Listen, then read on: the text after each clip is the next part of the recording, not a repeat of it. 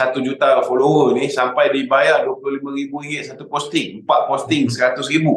Tapi hari ni kita tengok PAS ni dia lebih asabiah daripada UMNO. Bahawa PAS ini hanya parti politik biasa sama macam.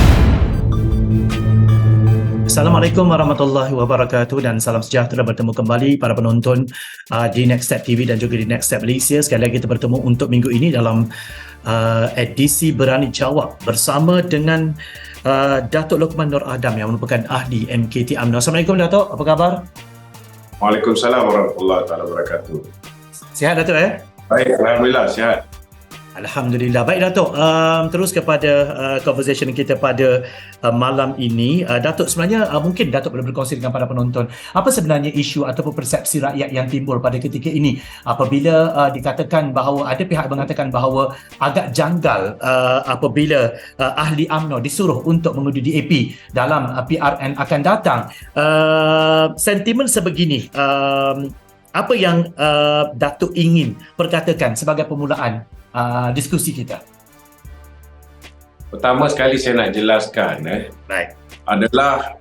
adalah sangat tidak janggal untuk sesebuah parti politik yang gagal untuk memerintah secara bersendirian mewujudkan satu kerjasama dengan parti politik lain. Walaupun kalau dekat Malaysia ni kita tengok pakatan musuh-musuh politik ni bermula dengan pergabungan Tun Dr. Mahathir dengan parti Datuk Seri Anwar Ibrahim. Ini kali pertama kita lihat pada tahun 2018. Kemudian sekali lagi kita lihat berlaku pada tahun 2020 bila mana UMNO bekerjasama dengan PAS, bekerjasama dengan Bersatu dan kawan-kawan yang lain untuk membentuk kerajaan. Namun yang menjadi pertikaian bila mana UMNO memilih untuk bersama dengan Pakatan Harapan.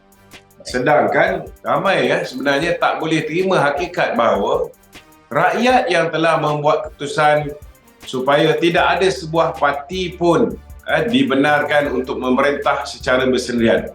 Jadi realiti dia, walaupun ke bawah duli tuanku yang di-Pertuan Agong yang memutuskan supaya ataupun yang menitahkan supaya BN bekerjasama dengan PH selepas PN menolak kerjasama dengan PH, sebenarnya rakyat yang membuat keputusan.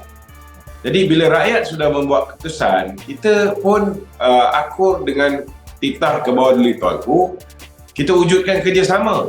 Dan bila kita dah bekerjasama, sudah pastilah kita dah tengok hasil keputusan pilihan raya yang ke-15. Kalau kita bertanding secara bersendirian, ini akan mendatangkan malapetaka. Bukan hanya di kerajaan negeri itu kita tidak boleh memerintah di 6 buah negeri ni, malah ianya boleh menyebabkan kerajaan di peringkat persekutuan juga boleh jatuh sekiranya UMNO mula bertanding solo dan akhirnya menentang kawan-kawan yang hari ini membentuk kerajaan di peringkat persekutuan secara bersama. Kita tak boleh nak kata kalau ikut kita punya nafsu, sudah pastilah UMNO nak bertanding semua kursi. Betul. Semua kursi Melayu terutamanya, dan kita nak kawan-kawan kita di dalam Barisan Nasional bertanding semua kursi bukan Melayu. Tetapi kita kena faham bahawa hari ini di peringkat persekutuan kita sudah pun membentuk kerajaan secara bersama dengan Pakatan Harapan. Jadi laungan yang dibuat oleh Presiden UMNO, oleh Datuk Ahmad Maslan, oleh Teo Nii supaya ahli-ahli daripada parti komponen kerajaan perpaduan ini mengundi calon-calon daripada parti komponen kerajaan perpaduan yang akan bertanding di 6 buah negeri ini sangat logik, sangat munasabah. Takkan kita nak biarkan ahli-ahli kita dah bekerjasama dengan Pakatan Harapan tiba-tiba mengundi Perikatan Nasional.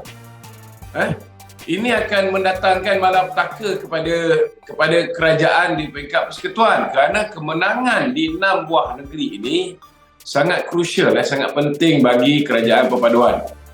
Walaupun kita satu pakatan baru memang terlalu awal untuk kita sukat, kekuatan kita, sejauh mana penerimaan orang Melayu khususnya bila mana UMNO yang selama hari ini berseteru dengan DAP tiba-tiba hari ini terpaksa bekerjasama dengan DAP dan kita pun tahu bila mana DAP bekerjasama dengan PAS, bekerjasama dengan Bersatu, DAP lebih menguasai PAS dan Bersatu, dan kita lihat zaman 22 bulan menjadi kerajaan, Tun Dr. Mahathir telah berjaya menggambarkan seolah-olah DAP ini tidak boleh dikawal, kerana itulah matlamat dia supaya dia boleh mengelakkan daripada menyerahkan kursi Perdana Menteri kepada Datuk Seri Anwar Ibrahim.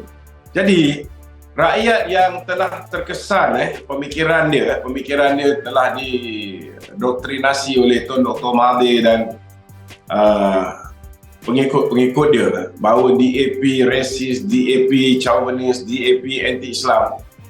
Untuk kita clear our people's mind ataupun nak clearkan pemikiran orang Melayu daripada doktrinasi Mahathir ini, dia tak makan masa yang mudah. Tak boleh dilakukan dengan jarak yang begitu cepat. Saya yakin 4 tahun setengah yang kita ada sebelum pilihan raya umum yang ke-16 ini lebih realistik untuk kita gambarkan dengan sejelas-jelasnya bahawa DAP hari ini tak sama dengan DAP ketika mereka bersama dengan Bersatu, ketika mereka bersama dengan PAS. Kita perlukan masa, mungkin untuk 6 pilihan raya negeri ini masih terlalu awal, masih suntuk, tetapi saya yakin kita ada 4 tahun setengah dan kita akan bersedia untuk berhadapan dengan pilihan raya umum yang ke-16. Baik, berbicara tentang 4 tahun setengah lagi untuk berada pada sesi penggal yang seterusnya ni, Datuk. Dalam pada itu, kalau kita lihat apabila DAP diminta untuk menyokong UMNO, maka dilabelkan bahawa DAP sekarang ini telah pun tertunduk dengan UMNO, manakala ahli UMNO yang dikatakan diseru untuk menyokong DAP, untuk menyokong calon DAP, dikatakan pula bahawa UMNO telah pun tertunduk kepada DAP. Sejauh mana Datuk melihat bahawa sentimen yang dibawa sebegini kewajarannya dalam kita mempertahankan kerajaan perpaduan yang ada pada ketika ini? Datuk, silakan. Pertama, kita kena faham bahawa dalam pilihan raya di 6 buah negeri ni boleh dikatakan 2 parti utama akan bertanding. Siapa dia? Pakatan Harapan dan juga Barisan Nasional. Kalaupun ada 1-2 kursi kita bagi kat orang lain, itu belakang cerita. Jadi ahli BN kena berikan undi kepada PH dan ahli PH juga kena juga transfer undi mereka kepada calon BN bergantung pada kawasan masing-masing. Dan kita akan agihkan kursi. Kita akan agihkan kursi mengikut kekuatan parti masing-masing. Maknanya dalam pilihan raya yang akan datang, contohnya di Selangor ada 56 kursi. Sebahagian BN akan bertanding, sebahagian PH akan bertanding. Kalau BN hanya undi calon BN, PH pun akan buat perangai yang sama, dia akan undi calon PH. Last kali BN kalah, PH pun kalah, kita tak boleh bentuk kerajaan negeri. Yang untung ialah PN. Sama juga, ada setengah-setengah. Dia kata kita akan undi calon Melayu je. Kalau orang Melayu buat perangai macam ni, orang Cina pun akan cakap kita akan undi calon PH saja. Last kali yang untung ialah geng-geng Perikatan Nasional juga. Jadi itu sebabnya hari ini kita kena faham. Kita kena faham dengan sejelas-jelasnya semua pihak di dalam, baik dalam BN ataupun PH, kena belajar untuk menerima kawan-kawan sepasukan yang baru ini dan transfer sokongan mereka kepada calon-calon Perikatan Nasional. Kalau mereka tidak mahu terima malapetaka kalah di ke-6 buah negeri, sebarang usaha untuk sabotaj mana-mana pihak sudah pasti akan dibalas dengan sabotaj juga. Kita tengok bila Tan Sri Muhyiddin Yassin Bersatu bekerjasama dalam Pakatan Harapan, seruan dia kita tidak akan sabotaj calon daripada Pakatan Harapan, calon daripada DAP. Dia kata kita kena sokong 100% calon amanah, calon DAP, calon PKR. Kerana kalau kita sabotaj, ini sama dengan membunuh diri. Ini ayat Tan Sri Muhyiddin Yassin. Sebenarnya itulah realiti dia. bila kita dah bekerjasama, kita mestilah bantu rakan sepasukan yang baru ni, walaupun dulu kita bermusuhan begitu lama, tapi kita kena lupakan pertikaian lama, kita kena elakkan daripada highlightkan titik perbezaan kita kena cari titik persamaan. Ini realiti dia hari ini. Saya nak bangkit tadi soalan yang apa tadi yang diutarakan tadi. Boleh recall balik soalan tadi tu? Okey, tentang apabila dikatakan bahawa bila UMNO diseru untuk menyokong DAP, dikatakan tertunduk dengan DAP. Begitu sebaliknya. Tertunduk dengan DAP. Di mana letaknya hari ini kita tunduk dengan DAP? Bila adalah, bukan semua pemimpin DAP ni mulut dia lancang. Ada satu dua loose gun. Contohnya bila BN nak bekerjasama dengan DAP, ada kemungkinan besar di Pulau Pinang mungkin calon timbalan ketua menteri lepas ni mungkin boleh jadi daripada DAP. Jadi kita tengok calon yang timbalan ketua menteri sekarang ni, Ramasamy, sering mengeluarkan kenyataan-kenyataan yang bak kata orang tu menyuburkan benih perpecahan di antara BN dengan PH. Antaranya dia mengeluarkan kenyataan tentang kuota Bumi Putra untuk penjawat awam. Bila dia keluar kenyataan, adakah UMNO berdiam diri? Tak ada, kita bantai.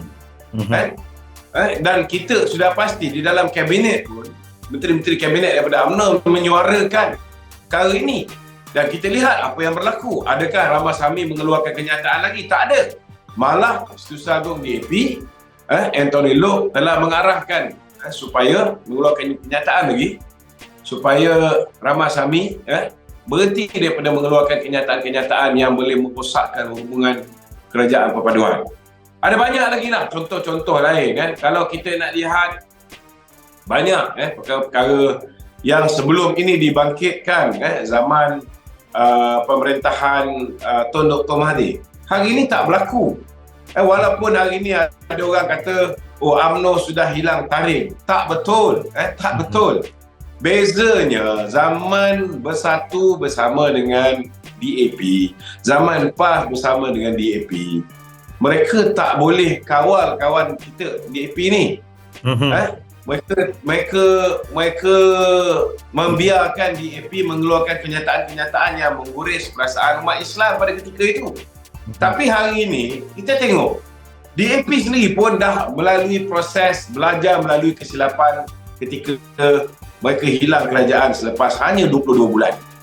Mereka tak mengeluarkan kenyataan-kenyataan yang menyinggung perasaan orang Melayu. Mereka tak mengeluarkan kenyataan-kenyataan yang boleh menyinggung sensitiviti umat Islam. Kita tengok sekarang ni mereka cukup bertolak ansur, cukup pragmatik, dan di bawah kepimpinan YB Anthony Loke sangat berbeza berbanding dengan zaman Lim Kit Siang.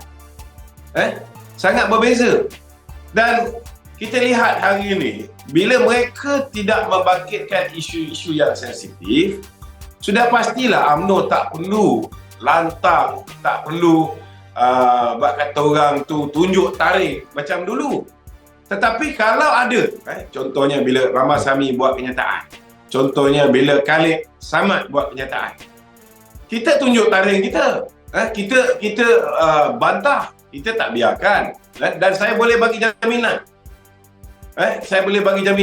Ramai tak tahu bahawa sebelum kita bersetuju untuk bekerjasama dengan DAP, ada 10 perkara yang kita senaraikan dalam perjanjian awal. Dan antara perkara utama yang menjadi kita punya bak kata orang tu syarat sebelum kita bergabung dengan DAP, kita tanya DAP 4 perkara. Apakah pendirian DAP berhubung dengan kedudukan Islam sebagai agama persekutuan? Apakah pendirian DAP berhubung dengan kedudukan hak istimewa orang Melayu? Apa pendirian DAP berhubung dengan kedudukan bahasa Malaysia sebagai bahasa kebangsaan? Apa pendirian DAP berhubung dengan kedudukan Raja-Raja Melayu? Jawapan Anthony Loke, kita akur dan kita hari ini mendukung Perlembagaan Persekutuan perkara 153 dan kita menghormati kontrak sosial. So that's full stop. DAP bukan macam DAP dulu. DAP hari ini tidak lagi membangkitkan isu-isu yang menyentuh tentang perkara-perkara, 4 perkara utama ni. Jadi alhamdulillah bila mereka pun menghormati apa yang terkandung di dalam Perlembagaan Persekutuan Kontrak Sosial. Jadi tak perlulah UMNO nak bak kata orang tu nak tunjuk taring letak tentu pasal. Tapi kalau kita boleh settle di dalam mesyuarat kabinet contohnya, benda tu mungkin tak keluar. Contohnya ada benda-benda yang dibangkitkan dalam mesyuarat kabinet boleh selesai di peringkat kabinet. Boleh mengelakkan DAP daripada mengeluarkan kenyataan yang boleh menguris umat Islam. Contohnya bila ada isu yang melibatkan YB Hanayo yang nak membuat program remaja melawat gereja contohnya. Benda tu tak perlu kita ceritakan luar. Benda tu selesai di peringkat kabinet dan akhirnya alhamdulillah program itu tak melibatkan seorang pun umat Islam. Jadi ini kelebihan bila kita dah bekerjasama dalam satu pasukan. Bukan semua isu perlu diselesaikan melalui media. Banyak isu kita settle within our circle dalam kalangan parti, dalam mesyuarat kabinet. Tak perlu kita cerita kat luar pun. Tetapi persepsi dia seolah-olah macam kita sedang taring. Itu je lah persepsi. Baik, Datuk, kalau kita lihat Presiden PAS dan juga Presiden Bersatu, Hadi Awang dan juga Mahidin Yassin sebelum ini, sejarah tidak pernah berbohong. Mereka pernah berada sepentas dengan DAP sebelum ini. Tetapi kalau kita lihat, itu dalam Pakatan Rakyat lah. Tetapi kalau kita lihat sekarang ini, apabila mereka tidak lagi bersama dengan DAP, mereka mengeluarkan satu naratif yang mengatakan seolah-olah sesiapa sahaja yang bekerjasama dengan DAP adalah pengkhianat bangsa itu sendiri, termasuk UMNO. Jadi apakah sentimen sebegini memberi satu kesan yang sangat mendalam, terutamanya kepada orang Melayu, sebab mungkin mereka rasa bahawa dengan naratif sebegini saja dapat mempengaruhi minda orang Melayu. Pandangan Datuk? Saya nampak untuk PAS dan Bersatu memenangi pilihan raya, mereka hanya ada 2 isu yang mereka boleh mainkan. Mereka kena tunggang isu perkauman dan mereka kena tunggang isu berkaitan dengan agama Islam.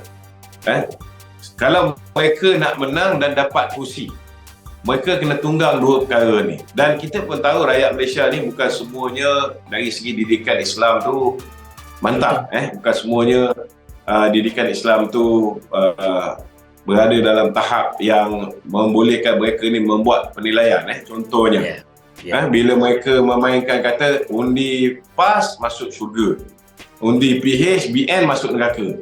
So kalau orang yang didikan agama dia tinggi, dia takkan terpengaruh dengan propaganda bodoh macam ni. Begitu juga dengan dengan tindakan mereka memainkan sentimen perkauman Melayu kan. Kalau orang yang berpendidikan dia boleh buat search di Google, kita tengok macam mana PAS dulu mengatakan bahawa perjuangan UMNO, perjuangan untuk memertabatkan orang Melayu, menjaga kedudukan Islam sebagai agama sebenar. Mereka gelar kami ni Aswabiah. Tapi hari ni kita tengok PAS ni dia lebih Aswabiah daripada UMNO. Berubah. Padahal kita punya argument dulu, kita memperjuangkan Melayu dalam konteks Malaysia ni ialah orang Melayu yang beragama Islam. Jadi memperjuangkan kedudukan orang Melayu sama macam memperjuangkan kedudukan Islam juga. Itu kita punya hujah dulu. Tapi hari ini segala apa yang mereka gunakan against us ataupun untuk lawan kita, hari ini mereka lah yang sudah menjadi lebih Melayu daripada kita kononnya. Tetapi kita nak ingatkan juga kepada kawan-kawan yang hari ini berada dan menyokong Perikatan Nasional. Di mana letaknya mereka ni pegang Islam? Kalau mereka ada kuasa daripada 8 cabutan istimewa, cabutan khas, meningkat menjadi 22 cabutan. Kalau dulu kita lihat PAS ini bukan main lagi lantang dalam soal nak melaksanakan hudud. Bila mereka ada kuasa, di mana perginya hudud itu? Dulu mereka bukan main lagi lantang, minta kita BM menyokong mereka untuk rang undang-undang 355. Bila mereka dah dalam tampuk pemerintahan negara, ke mana perginya RUU 355? Jadi saya haraplah rakyat Malaysia ni, mereka kena sedar bahawa PAS ini hanya parti politik biasa, sama macam UMNO, sama macam DAP, sama macam PKR. Bila mereka bersama dengan Pakatan Harapan dulu, bersama dengan DAP, mereka menghalalkan penggunaan kalimah Allah. UMNO sehingga ke hari ini kita tetap mengatakan bahawa kalimah Allah itu khusus untuk umat Islam, tak boleh diberi pakai kepada agama lain. Pendirian kita sehingga hari ini konsisten. Tetapi pendirian PAS ketika dia bersama dengan DAP, mereka halalkan penggunaan kalimah Allah kepada bukan Islam. Jadi saya haraplah rakyat Malaysia ni berhenti daripada termakan dengan benda ni. Kalau mereka ni benar-benar Islam, mereka tidak merasuah pengundi-pengundi. Mereka tidak melakukan sogokan skala besar seperti mana yang dilakukan oleh Muhyiddin Yassin and the gang, dilakukan oleh Hadi Awang and the gang. Malah benda ini diviralkan. Berlaku majlis angkat sumpah. Angkat sumpah. Wallahi saya undi PAS. Tak pernah berlaku dalam sejarah bagaimana umat Islam, anak-anak muda kita yang sepatutnya baru lepas sekolah ni, kita didik mereka ni supaya anti rasuah, supaya berasa jijik terhadap najis rasuah ini. Tetapi di awal mukadimah mereka selepas saja tamat persekolahan, mereka dididik oleh Perikatan Nasional, dididik oleh Bersatu, dididik oleh PAS untuk menerima rasuah berskala besar dalam menentukan pucuk pimpinan negara. Dan mereka berjaya. Kita kena terima hakikat. Mereka berjaya menerapkan budaya rasuah ni di kalangan orang-orang muda sehingga kan mereka boleh menang sampai 74 kursi. Bukan sikit 74 kursi. Cuba kita bayangkan anak-anak muda yang biasa pergi sekolah, mak bapak bagi RM10. Habis kuat pun hari raya mungkin mak bapak bagi lebih sikit, RM50. Ada yang datang dari keluarga kaya sikit dapat RM100. Tetapi tiba-tiba bila datang pilihan raya lebih besar daripada hari raya. Ada yang dapat RM300.5, ada yang dapat RM500, ada yang dapat sampai RM1,000 kat pagar tu. Macam mana mereka tak berubah? Jadi itu sebab saya minta pemimpin PAS ni janganlah mendabik dada dengan 74 kursi yang diorang menang secara haram dengan melaksanakan sesuatu yang jelas bertentangan dengan ajaran agama Islam. Baik. Datuk, kalau kita lihat baru-baru ini, baru saja berlaku semalam di mana MP Pontian yang juga ahli MKT UMNO, Datuk Seri Ahmad Maslan, yang menzahirkan kekecewaan apabila dilabelkan sebagai kafir oleh pihak tertentu, dan gambar wajah beliau diconteng dengan wajah yang wajah khinzir, dan itu merupakan satu tindakan yang sangat melampau saya rasa. Apa yang Datuk nak katakan tentang isu ini? Bagi saya simple saja, kita ada undang-undang. Perbuatan menghina, mengeji pemimpin negara itu boleh ditangani melalui proses undang-undang. Dan perbuatan menayangkan karikatur yang berunsur jelek, yang menyakitkan hati, itu juga boleh ditangani melalui proses undang-undang. Kita haraplah pihak berkuasa ni kena berlaku adil. Kena pastikan bahawa mereka ini dihadapkan ke muka pengadilan. Laporan polis telah pun dibuat. Sama juga dengan Tun Dr. Mahathir. Sudah ada laporan polis bila mana dia menghina institusi diraja. Kalau orang biasa menghina institusi diraja, laju je pihak polis hadapkan mereka ke muka pengadilan. Setidak-tidaknya mengambil statement. Tetapi hari ini kita menanti bila statement nak diambil terhadap Tun Dr. Mahathir. Mungkinlah ada strategi untuk mengelakkan daripada Tun Dr. Mahathir ni. Mungkin juga Tun Dr. Mahathir sengaja menghentam ke bawah duli Tuanku Sultan Johor dengan harapan kita merakam statement dia. Jadi bolehlah dia buat sandiwara dia untuk tarik simpati. Seolah-olah walaupun dia dah 98 tahun, kerajaan hari ini masih lagi nak mengambil tindakan undang-undang terhadap dia. Jadi mungkin juga ini sebab kenapa pihak polis masih belum mengambil tindakan terhadap Tun Dr. Mahathir. Cuma saya nak minta supaya rakyat Malaysia, budaya mengkafirkan orang ini bukan satu amalan yang baru hari ini PAS buat. Dulu kita rakyat Malaysia, khususnya umat Islam, berpecah belah. Kerana bila kita tidak bersama dengan PAS nak dapat kuasa melalui mempengaruhi orang Melayu yang cetek dari segi fahaman agama Islam. Mereka telah mengkafirkan orang UMNO. Kadi yang menikahkan orang UMNO, kalau bukan kadi daripada PAS, pernikahan itu menjadi tidak sah sampai ada orang yang terpaksa nikah balik semula. Sembelihan orang UMNO dianggap haram hukumnya, sehingga kan ada orang tak nak makan di rumah ataupun makan kenduri orang UMNO. Kita juga jangan lupa bila mereka melihat imam tu orang UMNO, mereka mufarakah, mereka buat satu saf lain, diimamkan oleh orang PAS. Budaya memecah belahkan umat Islam kerana pegangan politik ni saya rasa harus dihentikan. Tapi malangnya, walaupun PAS dah melalui fasa menjadi kerajaan, budaya mengkafirkan orang UMNO ni masih lagi tak selesai. Saya haraplah rakyat Malaysia tolonglah bantang. Kita sekarang ni sudah 60 tahun, 66 tahun merdeka. 66 tahun merdeka, kita masih lagi terpedaya dengan politik mengkafirkan orang ni. Saya rasa amat menyedihkanlah, menampakkan seolah-olah macam rakyat Malaysia ni masih tak matang. Okay. Datuk, terakhir daripada saya, Datuk, sejauh mana Datuk melihat sentimen yang dibawa yang mengatakan bahawa ahli UMNO dipaksa untuk mengundi DAP dalam PRN akan datang ini akan memberi kesan kepada sokongan ahli dalam PRN akan datang ini, sebab saya rasa tidak mungkin ahli UMNO senaif itu untuk mengikut naratif-naratif sebegini. Dan apa yang Datuk ingin katakan kepada pengundi-pengundi UMNO sekiranya calon mereka di kawasan mereka adalah calon DAP? Silakan, Datuk.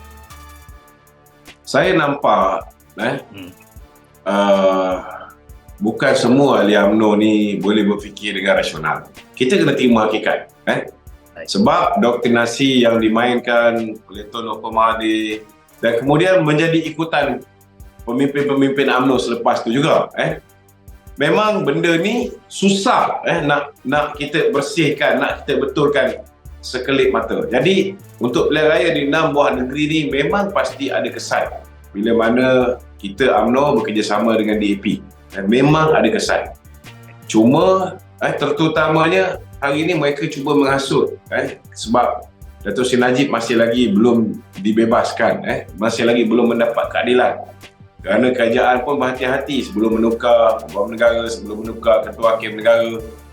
Kita nak selesaikan dulu pilihan raya negeri di 6 buah negeri yang bakal kita hadapi ini. Jadi ini dieksploitasi oleh pengikut-pengikut Perikatan Nasional untuk mempengaruhi kita punya akar umbi. Dan kita pun tahu disebabkan hari ini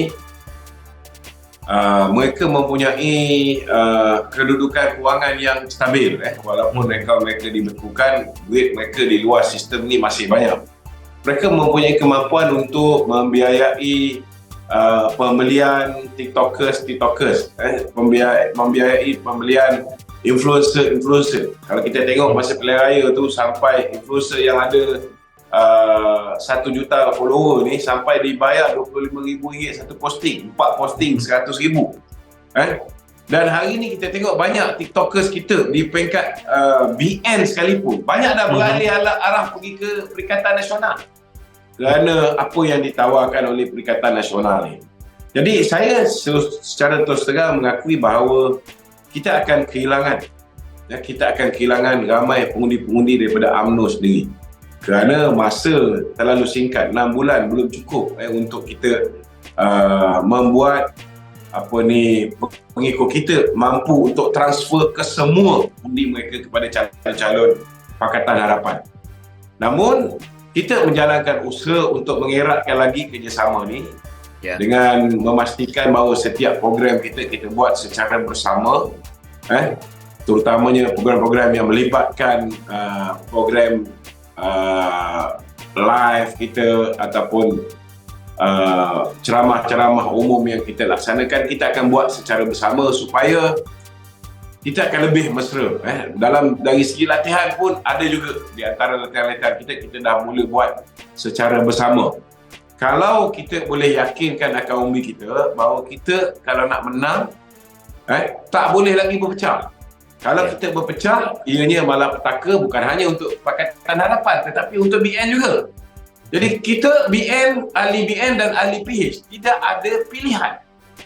Kita kena bersatu, barulah kita boleh menumpaskan musuh kita yang hari ini berjaya memainkan sentimen perkauman, sentimen agama untuk mendapatkan sokongan rakyat. Kita tak boleh nafikan bahawa mereka ada kejayaan. Mereka memutarbelitkan fakta berhubung dengan kalimah Allah. Mereka berjaya membuat ada setengah-setengah daripada pemimpin dan akar umbi UMNO sendiri pun percaya seolah-olah hari ini kita sudah membenarkan bukan Islam menggunakan kalimah Allah. Padahal tak ada kena-mengena pun isu rampasan CD itu dengan isu kalimah Allah. Hari ini kalimah Allah masih lagi tidak boleh digunakan oleh bukan Islam, terutamanya dalam bahan-bahan yang diterbitkan dalam bahasa Melayu. Tak boleh. Tetapi mereka berjaya exploit benda ni. Jadi saya yakin kalau ahli UMNO dapat diberikan penerapan kefahaman yang jitu, dan kita pun dah buat penerangan kepada ketua-ketua penerangan di semua 6 buah negeri ni. Saya yakin dengan usaha yang bakal dilakukan oleh jentera penerangan parti UMNO, kita yakin kawan-kawan kita di dalam UMNO akan faham kenapa kita tidak boleh sabotaj calon lain dalam kelompok kerajaan perpaduan. Ini akan menyebabkan bukan hanya mereka tak menang, dengan kita pun tak menang. Akhirnya, orang yang memenjarakan Datuk Seri Najib, orang yang telah melakukan banyak kerosakan sehingga rakyat kehilangan sumber pendapatan zaman bapa lockdown negara menjadi kerajaan, orang ini akan dikembalikan ke tampuk pemerintahan, terutamanya di 6 buah negeri. Ini sangat bahaya. Baik, terima kasih Datuk kerana sudi bersama dengan kita dalam Berani Jawab untuk minggu ini, Datuk. Kami di Next Step mengucapkan selamat berjaya untuk Datuk. Sihat selalu insya-Allah untuk rakyat. Terima kasih Datuk. Assalamualaikum. Terima kasih. Assalamualaikum warahmatullahi wabarakatuh. Waalaikumsalam. Baik, itu dia para penonton, diskusi kita bersama dengan ahli Majlis Kerja Tertinggi UMNO Datuk Luqman Nur Adam untuk minggu ini, sehingga bermanfaat kepada anda. Jangan lupa untuk sharekan kepada rakan-rakan yang lain sehingga kita bertemu lagi. Saya Zafar Yusof. Assalamualaikum. Selamat malam. Kita jumpa lagi. Bye.